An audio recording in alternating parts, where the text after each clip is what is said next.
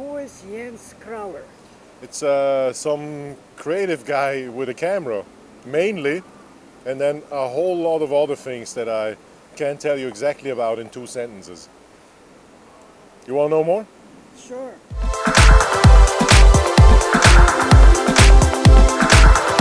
Look up or down. Thank you so much.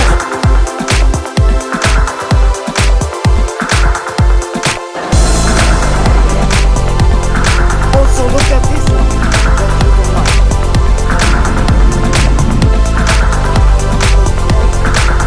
This is how not to cross the street.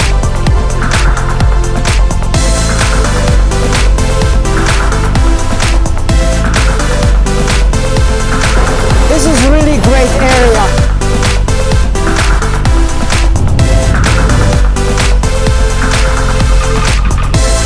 I think this is just the right camera for the job.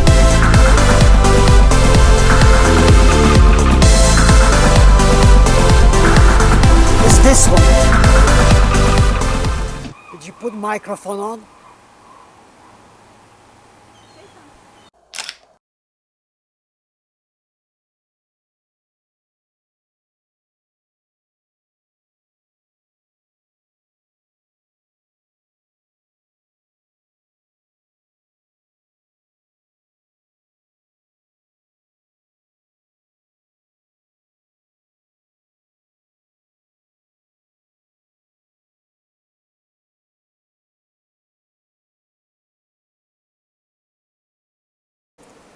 What am I? I'm a creative guy who's a photographer. I like graphic design. I like film. I like basically everything that is kind of a collage and that you can put together in a creative way. But that kind of sums it up in short. So we already know a few things about this gentleman, and we just spent a few minutes together, and I already got a present. Look at this Fujifilm. This is a serious stuff. This is not some X100F toys, okay? Well, X100F is not a toy either. Yeah, so we are in Zurich with Jens Krauer. He's one of my favorite photographers. His black and white work is really, really exceptional and unique.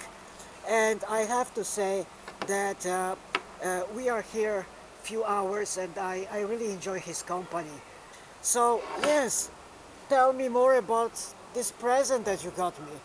Well, as it happens, I just went to lunch with one of the guys in Switzerland who does a lot of movies, or at least has a lot of technical background to do movies.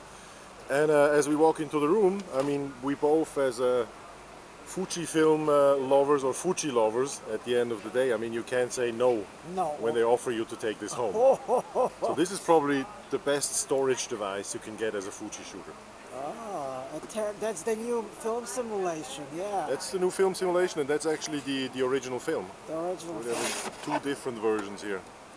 How cool is that, huh? But actually in 3, there's another one here, which actually really contains some film. And this film is top secret film. Nobody have seen this before. Exactly. So we are not going to play it. No, and Doesn't include the footage, all the future Fuji X series cameras. exactly. So we're gonna put it away and keep it a secret. Yes. No, but you see, I know why I got this one, because I didn't get a Terna. Ah. Yeah. And maybe also just because this one we have double, so here you go. one should be yours. No, that's great.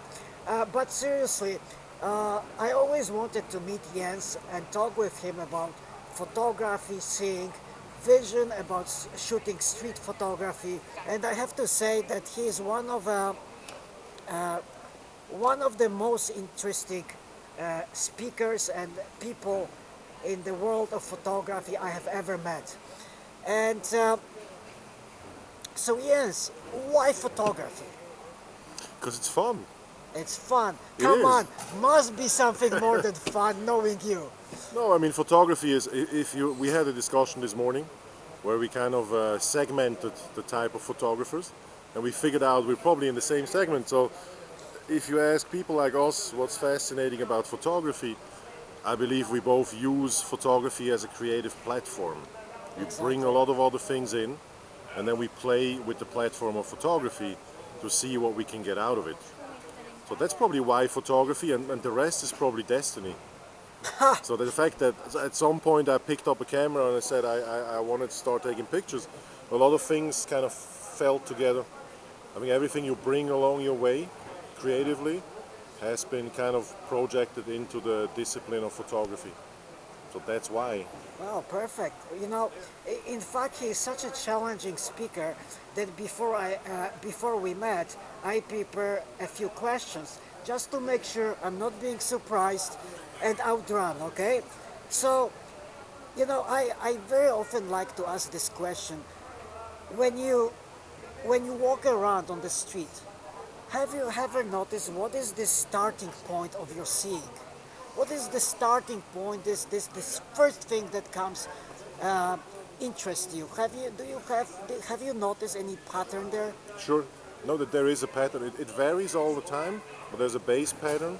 First, when you start walking, I think it takes about, depending on what kind of personality you are, 15 minutes, 2 hours until you kind of get into the zone. So, Ideally, you're by yourself, you're not being distracted, you can take this kind of observer Zen position. And then it depends. I mean, it's super interesting also amongst photographers because you go, for example, for geometry, for surprises, for you guys want to ask questions with your images sometimes. I go quite pragmatically for people, straight light and people, faces, situations. And when I see something, I just go, when I'm in the zone, I go towards it and I see whatever I can get out of it. wow, that's cool. That's cool. And so here's another question. You have to choose just one: light, composition, or subject. You have to choose just one. If you have to, just a theoretical question. Subject. That's what I thought.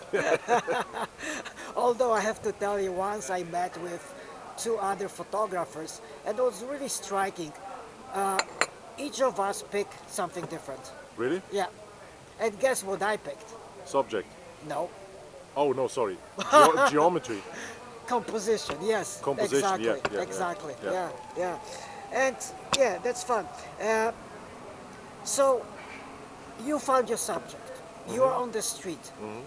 What is the most important part in this whole process of crafting the image for you? If you could just, I know it's very difficult because when you observe a photographer, it's just you notice something, and usually on the film it looks like I click, done. But we both realize that this process is very long and tiring, require lots of hard work. Yeah. So if you could describe it in few sentences, what is this process? Well, the one thing we talked about before is getting in the zone. And then I always say finding is more difficult than photographing. Yeah. Now, in the case you find something, photographing means I actually anticipate something and I pre-position. There's certain things happening. I mean, this myth that street photography is all about the decisive moment. I do not really believe in that. It happens, but it's always a surprise. 99% of the images are things you see. You anticipate the position of somebody you find interesting. You position yourself. You deal with the background. You try to frame. You try to take into consideration what are the lines, when is the right moment, what's disturbing. And you deal with all those variables and you just go in and take the shot. So I always say the shot actually has to be clear before you even start moving. So the whole concept of what you're going to photograph needs to come to you very fast, and then you just kind of execute it. Love it, and I have to say I agree 100%. This is quite a lengthy process, and a few days ago somebody wrote that, you know, photography, street photography is very easy. I will strongly disagree with this. I would say that street photography extremely difficult if you want to make it right. Okay? What do you think? Easy or difficult? Extremely difficult. Yeah. If you do it right, and now we could discuss about what is right and what is wrong, which is a whole nother discussion, but maybe let's not go there. exactly. The way we both perceive it as right, that's extremely hard work. It's hard work, yeah. I don't even want to like calculate down the miles I've been walking for each image that ended up in my portfolio.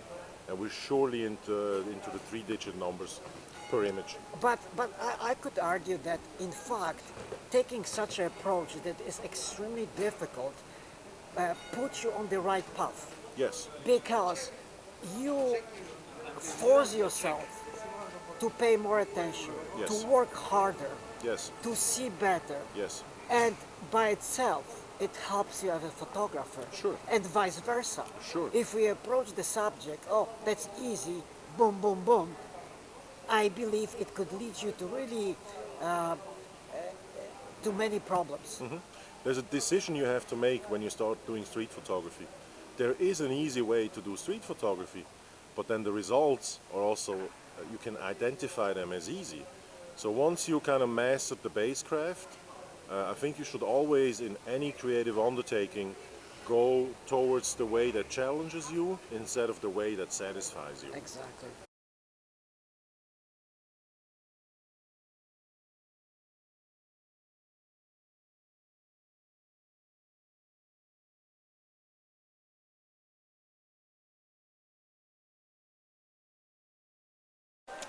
So, as you can see, we went inside because I was freezing, and this gentleman was smoking fancy cigar forever. But what can we do? Finally, we are inside, we are warm, so let's continue. So, yes, why black and white? Well, I started black and white, and I just thought I finished black and white. So I think you should actually accumulate the kind of body of work, and once you determine a certain style, play it to the end. Like, get everything out of it that you can. I mean, when I finish doing black and white, I want to be able to put a portfolio on a table and say, that's my black and white street work. And until I kind of feel this has a certain weight, I will continue doing it. Okay, that makes sense. So actually there is possibility you will be shooting in color. I think it's coming. Coming. Yeah, I can feel it. I cannot wait to see. It will happen. All right, all right. So we talk about the crafting the image, the process, how we approach it. Within this process, what is the most frustrating part for you? That you would say, okay, that sometimes I struggle with, that takes the most of my effort. Well, Like- I mean, the finding. Finding is the most difficult part, and then you have to kind of like separate it a bit. When I started, the most challenging part was to get my best image, and now that I feel I have a few of these kind of images, my biggest challenge is to make better images. So it always goes on. I mean, finding is difficult, shooting is not easy, but it's kind of a repetitive process. Once you got it locked down, it's okay. Finding, composing, capturing it, the whole process, and then exceeding your own expectations. If you're not happy, I mean, no, you're happy with what you have, but you're always trying to push forward. So you can actually never sit down and just be comfortable with what you just did. You're always going to the next and the better one. So that's probably for me the biggest challenge. Okay.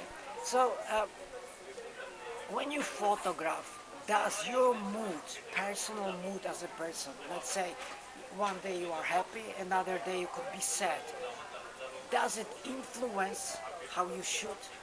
100%.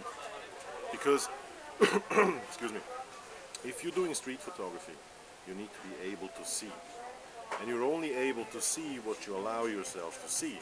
So your mood directly influences your view. If you're in a bad mood, you're more receptive to certain emotions and settings. If you're in a good mood, you're more receptive for certain things. And I figured that for me, the best way to shoot the most efficiently is being balanced. You know Rinzi Ruiz. Yeah. So he's kind of me, the inventor of street zen. And this makes a lot of sense because once you're balanced, you're fully in on macro things, you're seeing triggers, and at the same time you're very distant and you can observe the whole dynamics. That's the moment when things really get interesting. So you are saying that actually you don't need to be in this happy experience or be super inspired, and you can still go out on the street with more subtle mood and shoot amazing imagery. I think you can. I mean, the more you're it will show your mood the moment you shoot. Your images will reflect your state of mind. State of mind. Yes. Yeah. Would you ever seek or say, okay, today probably I'm too kind of happy. I would like to have a slightly different mood for the street today. I will tell you where I'm going with this, because very often when photographers present the word that is repeated over and over again is I enjoy the process. My question is it possible that you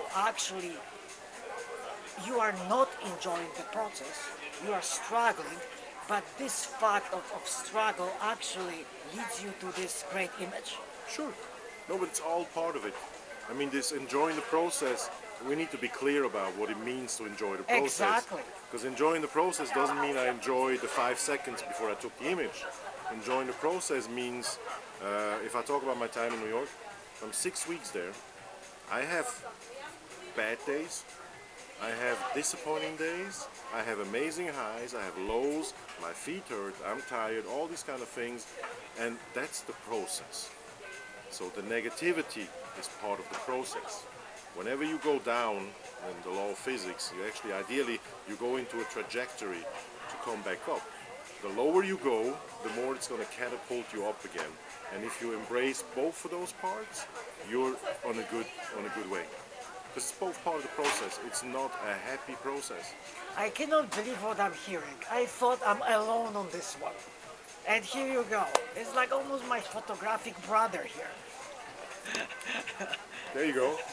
No, that's amazing. I really was eager to hear your answer to this question because this idea of enjoying the process is so pushed on the internet that many photographers take it so literally, and some people even say it's all about the process. So let me throw another controversy right now. Go ahead. Is it all about the process?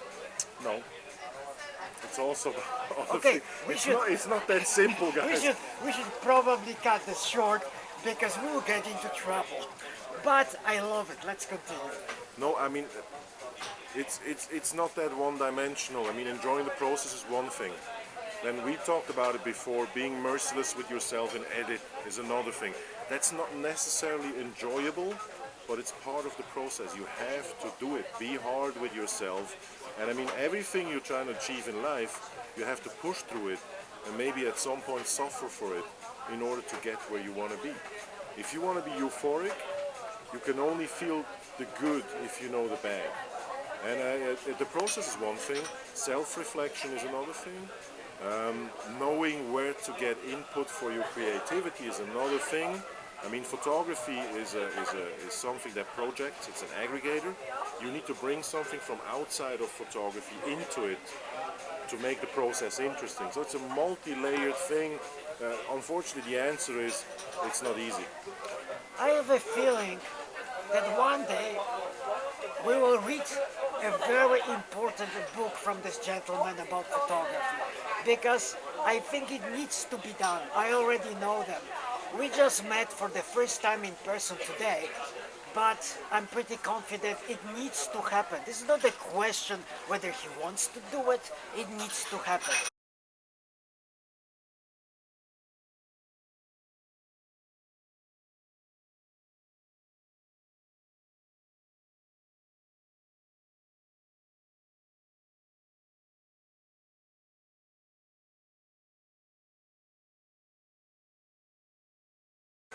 Another kind of thought regarding the process. Do you think that the end goal of the whole process of experience of crafting imagery is actually a great image? The reason I'm asking, because there is a school of thought that says it's all about the process and what really it's at the end doesn't matter. No, I mean, we're trying to be creative. So creative means you produce something. It's not an internal process. You need to, at some point, produce something that is shown to somebody. Otherwise, it's a self-reflection. I love you said this because Sometimes I feel I'm alone in this thought, and for me saying that it's all about enjoying the process, not the final photo, is like saying I enjoy playing soccer, but I don't like scoring. Yeah, that makes no sense. It makes no It sense makes no whatsoever. sense. It makes it, well, it can make sense if, but it depends on what goals you set for yourself.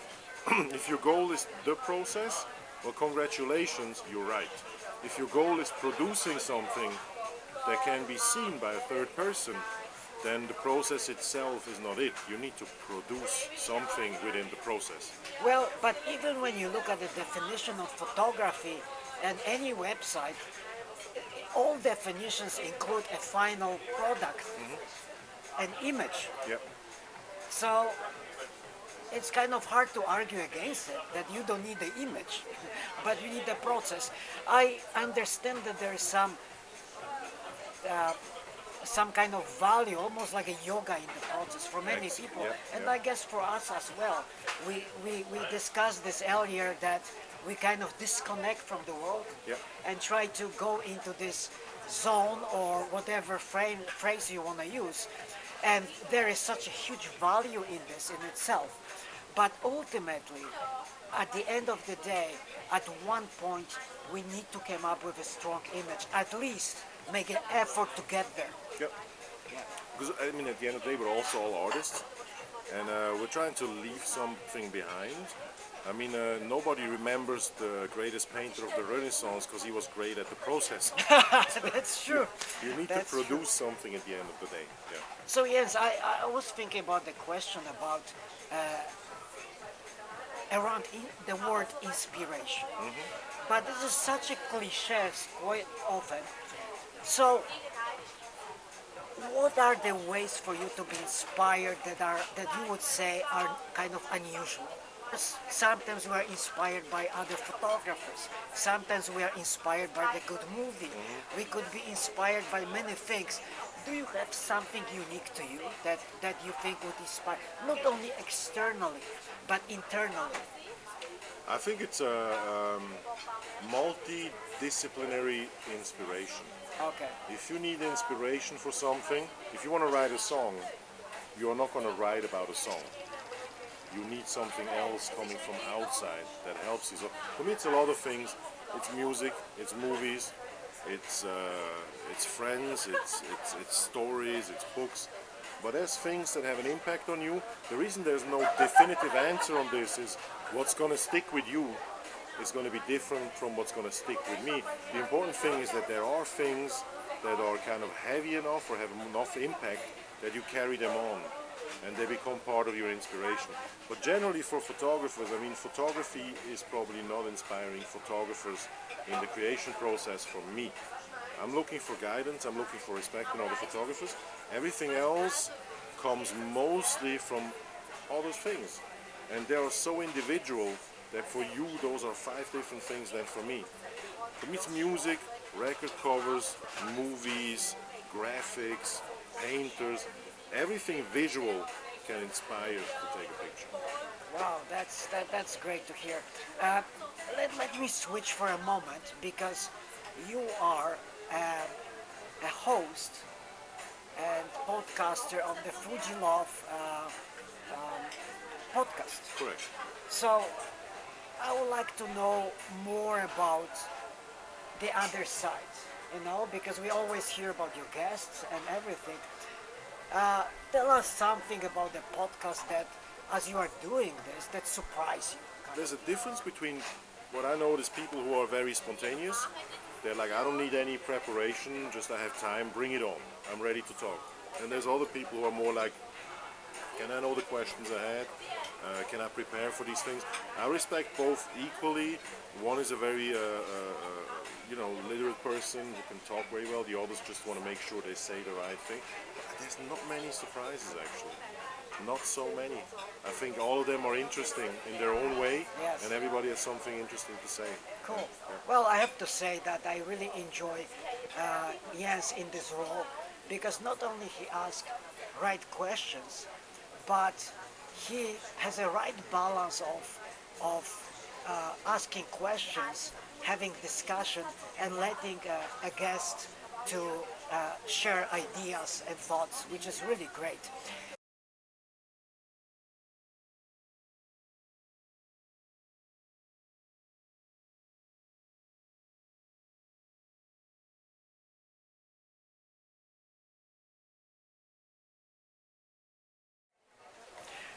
So yes,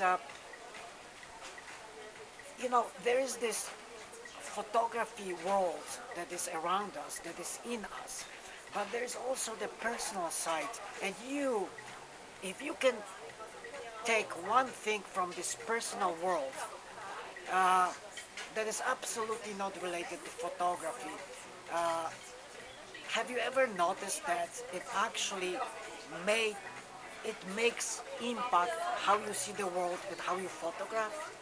It's the, Could be event, could be uh, could be your other hobby, anything. I mean, there's very simple answers to that. I mean, first of all, yes, your photography is a mirror of your character. And photographers, when you look at 60, 70 pixel photographer, if you know how to read it, you get to know a lot about this person. Well, I think we have to go back to the Jens portfolio that he showed us a few minutes ago, because we will look at this differently. Correct, correct. I'm actually becoming aware of that, and this is also why I'm diversifying a bit what I'm doing. But to answer your question simply, if you ask what is a personality trait that I took along my way that helps me in my photography, I'm curious and I'm not afraid. Not afraid. Wow, I love it. I love it. Could you kind of go along with this thought, not afraid? Well, if there's a thin line, and that's always also in the ethics of street photography. You have to make decisions and you have to be curious. And if you can see things, going back to the question with you need to be balanced mentally, if you can see things as what they are and you're curious about them, and then you're not afraid, there's no reason not to look at them or to explore them. And this is an entry point to discover different things that can extend your vision. Because there's a whole lot of stuff we don't look at or that we shy away from that keeps us from developing or seeing other things. And yeah, I think some of my life experiences that I wouldn't wish for other people necessarily actually turn into a strength. And that is a mix between a good respect and some amount of fearlessness when it comes to what happens on the streets. Wow, I have to say I love this answer because I could really relate to it. Uh, my One of my final questions is because by nature, what I do, I very often deal with people that just start in photography, and they always would like to know just this one advice, one tip, how to proceed, how to go forward. I'm not looking for something profound, but something uniquely yours. What would you say when you maybe going back when you started, or when you observe people that started photography? What would you say is the most important thing at the beginning? Merciless self-awareness. Well, I don't think it can be better said than this. There's not much more to it. I mean, if whatever you want to do creatively, the more you fight yourself and not the discipline and not the process and all these things, it all comes from here. It's you, yourself, the way you see the world, the way you deal with things, the amount of pressure you're willing to take and how you push yourself. Merciless self-awareness. Don't look for people telling you nice things. The people paying you the biggest respect are those who are telling you your weaknesses. I did many things in my life. At some point I was a musician. I spent time in the music business. I was painting. I was a graffiti artist. I did a lot of undertakings in my life. I always started again with a new creative work. And there's a certain phase, like in a relationship, when the first time you fall in love. Like you can be married for 25 years, and maybe after 25 years you reach the same point again because it kind of closes the circle. But those first 6 months, this first year is precious because you're totally isolated, you're totally concentrated, you're totally in it. And that's where you actually draw the most energy for what's coming after. So me being more laid back about posting or communicating means I'm enjoying this time. And the moment I start running forward more, it's the moment I have the self-security to do that. But I value this time. It's the most uninterrupted, the most pure, the most valuable thing that can happen to you. So enjoy that. Enjoy the time where you can actually experiment, where you can play with things, where you can discover your potential. I didn't post a single, actually as a matter of fact, I didn't show anybody a single image for 2 years. I was photographing for 2 years for myself until I showed friends images and they told me you need to do something with that. And that triggered the process of thinking what to do with it. But the first few months when you fall in love, it's the best time ever. Use it. This is so profound. You know, like I talk to many photographers, but I have to say that what Jens just said, it's you should really take it seriously, especially those of you that start in photography and sometimes don't know where to go, are insecure. I totally agree. This is your playtime. This is your freedom time to go explore, be creative.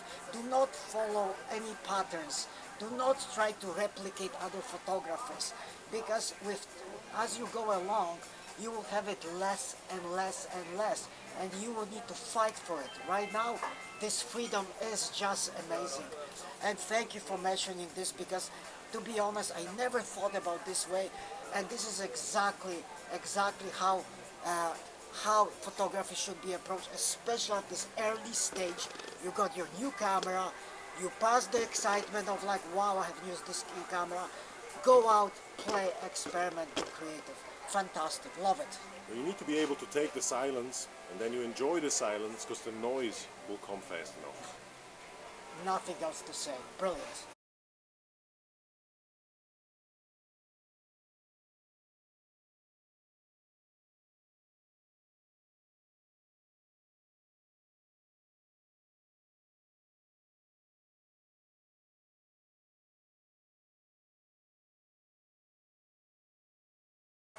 Yes, tell us about your next few years.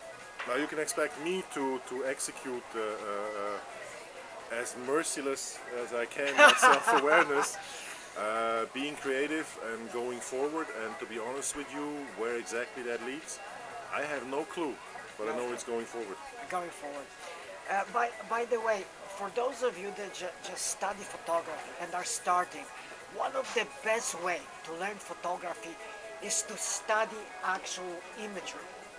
And I don't mean going on Facebook, well, with exception of Fujilov, okay? That's one exception. But what I mean is looking at the photographers that have really amazing eye, and Jens is one of them. Go on his website, look at the photograph. I don't mean like flip or just scroll. I mean look at the image from the corner to corner, across, all the way around. Make sure that you study why the light is where it is, why the lines are where they are, why the subject is positioned the way it's positions, and by doing this intensely, I do believe we'll become better photographer. But having said that, yes, tell us where can we find you on the internet, Instagram, whatever you are. Where can we find you? You can find me on my webpage, which is www.jenskrauer.com, and from there it will lead you wherever I'm as well. So Instagram, Facebook, and all these other things. Make sure to check because when I discovered Jens, I was really impressed. And those of you that know me, as it doesn't happen often that I'm very impressed. And Jens' work is very unique. He has this signature to his work, and I really enjoy it. So make sure to check him, and I'm sure we will meet many times again. I'm sure. Jens promised he will visit us in Canada, which I'm looking forward to it, and talk to you soon.